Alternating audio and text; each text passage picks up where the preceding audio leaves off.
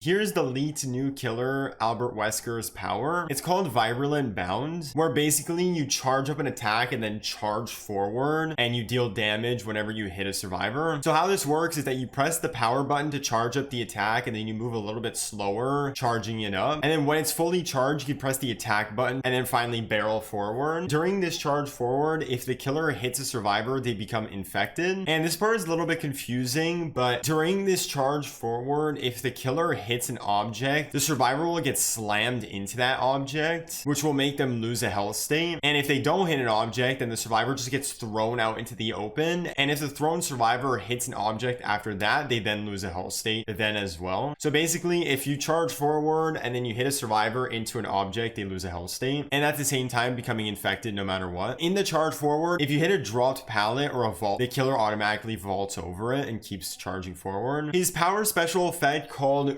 Ouroboros, I probably butchered that name, infection, is the infection part of the power, where while they're infected, the survivors suffer the hindered status effect, and their infection builds up over time until it reaches the maximum. And if the killer uses his main power to barrel forward and hit you, and you're in the max infection, you'll automatically get picked up by the killer. So it's basically just like a one-shot down to an immediate pickup. And survivors can use the first aid sprays to get rid of their infection, kind of similar to the Nemesis T-virus vaccine. So this power seems pretty strong with the one-shot down mechanic, but as long as survivors just stay healthy and not infected, this shouldn't be a huge problem.